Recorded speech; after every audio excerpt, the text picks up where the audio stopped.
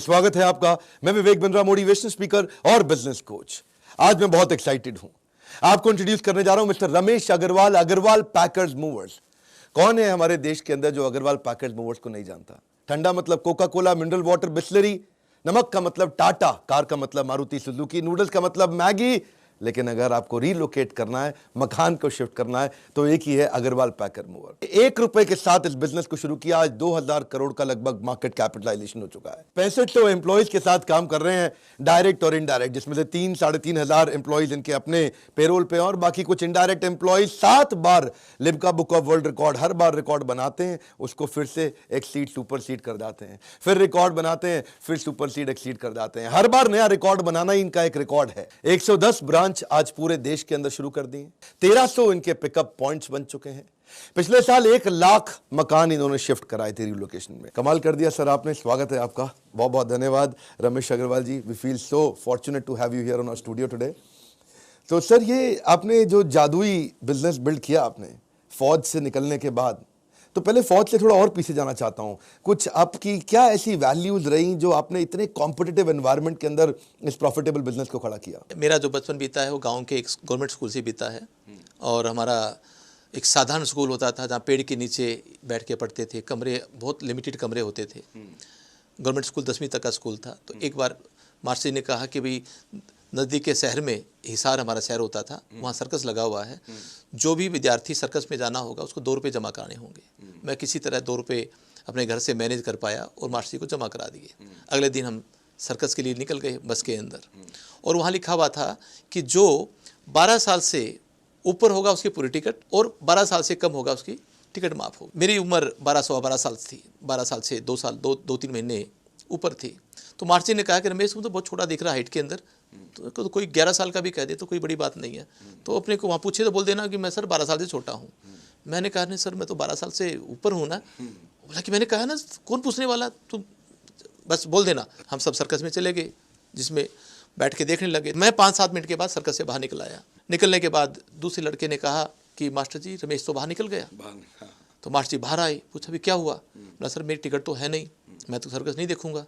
तेरे से कोई पूछ रहा है, कोई चेकिंग कर रहा है, फिर तू क्यों निकला? बोला जी ना, 2 रुपये आपको दिए ही है, 50 पैसे भी उसमें आते हैं, तो आप मेरी टिकट क्यों नहीं लेते? मास्टर जी को गुस्सा आया, भाग गया, एक टिकट लेकर आया और मेरे हाथ में थमा दी। बोला अब तो देखेगा। तो मैं अंदर चला गया। मैंने सर्कस देखा। दूसरे दिन स्कूल में जब पहुँचे तो मेरी पेशी हेडमास्टर के सामने गिरवाई। मैंने मास्टर जी को कहा कि मास्टर जी, मैं 12 से ऊपर हूँ, मैंने 2 रुपये भी दे रखे थे, तो मैं बिना टिकट मैं कैसे सर्कस में जा सकता हूँ? मास्टर जी ने कहा कि ये तो ठीक ही बोल रहा है। और उस मास्टर जी को कहा कि आप लोग वैल्यू अकेली किताबें पढ़ाते हो, वैल्यू भी पढ़ाते हो। मेरा ये कहना है कि वो जो चीज़ मैंने छोटी सी बचपन में की, वो मेरी लाइफ में एक यू टर्न लेकर आ गई। This is lovely. मैंने आर्मी के बारे में भी आपका सुना, बड़ी सुंदर स्टोरी कि आपने जो है पहले 15 दिन के अंदर आपने अपनी तनख्वाह वापस कर दी थी आर्मी के अंदर। आपको लगा आपने उतनी मेहनत नहीं करी। मैं जब मेरी एजुकेशन करने के बाद मैं एयरफोर्स में, इंडियन एयरफोर्स में भर्ती हो गया था। इंडियन एयरफोर्स में मेरी पहली पोस्टिंग हुई J&K में, श्रीनगर में। मेरे सीनियर थे जो 10 साल 15 साल पुराने, 20 साल पुराने वहाँ पर काम कर रहे थे। मैंने कहा कि सर मेरे को सर कुछ काम तो दो, मैं खाली बैठता हूँ। तो अल्टीमेटली ऐसा होता नहीं, अरे ठंड पड़ा, सरकारी मामला, कर लेना काम, कौन सी जल्दी पड़ी है। तो इस तरह से मेरे को 15 दिन तक कोई काम नहीं मिला। तो 15 दिन के बाद, यानी कि 31 दिसंबर में एक पे डे होता है हमारा। उस ज़माने में जो तनख्वाह मिलती थी तो कैश से मिलती थी। तो मेरा नाम पुकारा, रमेश। मैं वहाँ चला गया तो उन्हें गिनकर, मेरे को याद आ रहा है कि 7-1000 रुपये, 8000 रुपये मेरे को उन्होंने गिनकर दिए। मैंने जब पैसे गिनने के बाद आधे रुपये, यानी कि 3,500-4,000 रुपये तो मैंने जेब में डाल लिए। आधे अफसर को पकड़ा दिए कि सर ये मेरे पैसे लेने नहीं बनते। वो बोला कि ये क्यों नहीं लेने बनते? मैंने कहा सर मैंने काम 15 दिन किया है, 15 दिन तो मैंने हराम का खाया है, जिस दिन आप मेरे को काम दे दोगे मैं लेना शुरू कर दूंगा। वो मेरे पर थोड़ा गुस्से में चिल्लाया, आप डिफेंस में काम करते हो, यू बी चार्ज सीटेड, ये ऑफेंस है, यू कैन नॉट डिनाई, ये लेना ही पड़ता है। अगले दिन हमारे विंग कमांडर SK निगम, मेरे सेक्शन कमांडर होते थे, उनके पास पेशी पड़ी। तो मेरे से पूछा, बोला सर मैंने तो कोई काम ही नहीं किया, मैं कैसे तनख्वाह ले सकता हूँ? आप बताओ, कल से काम दो, मैं कल से शुरू कर दूंगा। तो विंग कमांडर SK निगम साहब बहुत अंदर से खुश हुए। उसने कहा कि यार ऐसे ऐसे बंदे मेरे को चाहिए।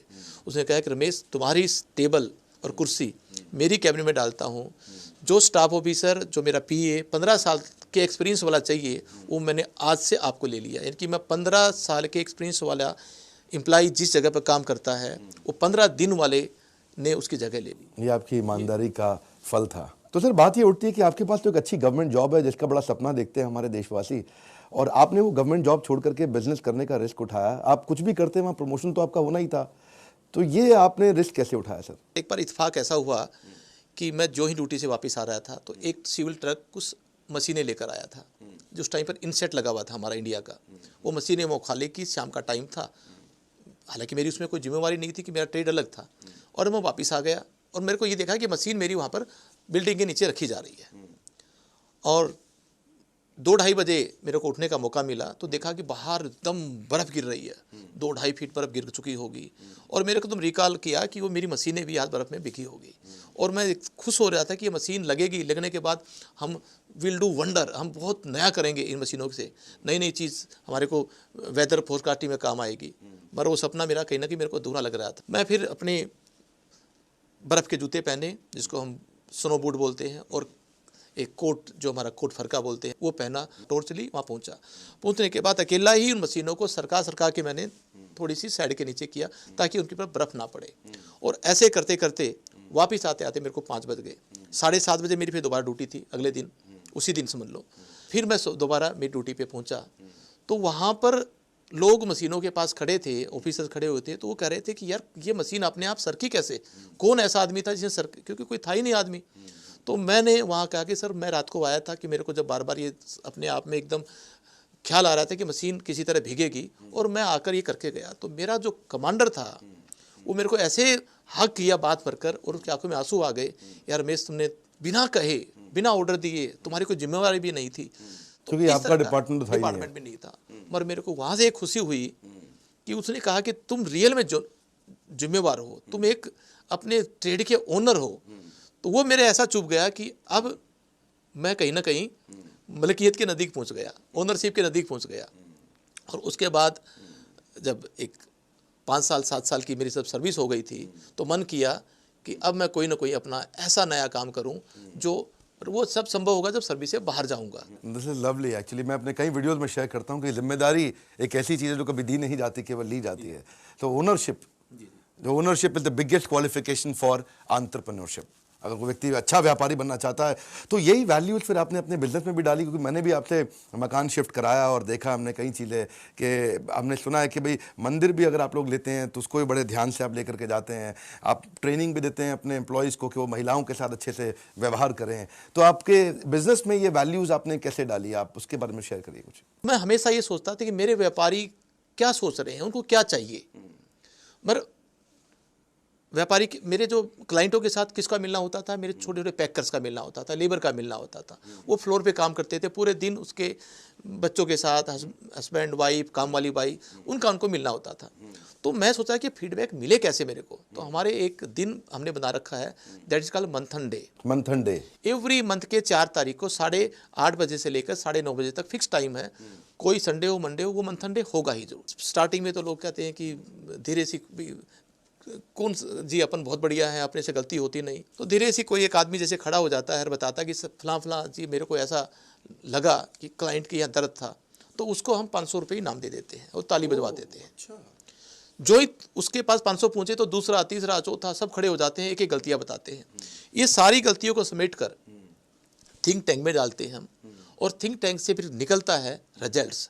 वो रिजल्ट इम्प्लीमेंट हो जाता है, वो मेरे रूल रेगुलेशन का हिस्सा बनता है। तो आप लोगों को इन्वॉल्व करके उन्हीं से प्रॉब्लम लेते हैं और उन्हीं से सोल्यूशन भी उन्हीं सोल्यूशन बनते हैं। और वही एक कारण बना जो आपने कहा कि मंदिर का स्टिकर। मेरी एक बार पैकिंग चल रही थी ग्रेटर क्लास में, माननीय उस टाइम के फॉर्मर TN सेशन जी के घर में, चीफ इलेक्शन कमिश्नर। उनको गुस्सा आया और उसने मेरे को फ़ोन किया। मैं भाग कर गया, मैं सर बताओ क्या है। बोला कि आप लोगों को, आदमियों को अक्ल ही नहीं है, जूते पहनकर मेरा मंदिर पैक कर रहे हैं, भगवान की मूर्ति है, मेरे तो भगवान को नाराज़ कर दिया। तो मैंने कहा सर ये ट्रेनिंग मैंने कभी आज तक दी नहीं। और मैंने क्या किया कि पहले जूते निकालो, हाथ साफ करो, मंदिर उस पैकेट में डालो, उसका स्टिकर बना दिया जिसमें मंदिर और उसका एक स्टिकर है हमारा जो चिपका देते हैं और 1 नंबर बना देते हैं। और डेस्टिनेशन के ऊपर मद्रास में जब वो पहुंचा तो सूचना मिल जाती है ऑटोमेटिकली, 1 नंबर मंदिर है, स्टिकर लगा हुआ है। तो आपको जब उसको उतारना है तो आप पहले जूते निकालो, हाथ साफ करो, और वो उसको मंदिर को का सामान या फोटोज निकाल कर जहाँ जगह सर कहे वहाँ रखवा देना। चढ़ते वक्त भी सबसे पहले मंदिर उठा लिया, उतरते वक्त भी सबसे पहले मंदिर उठा लिया, उससे मैं जूता उतार के हाथ साफ करके धो के सब कर लिया।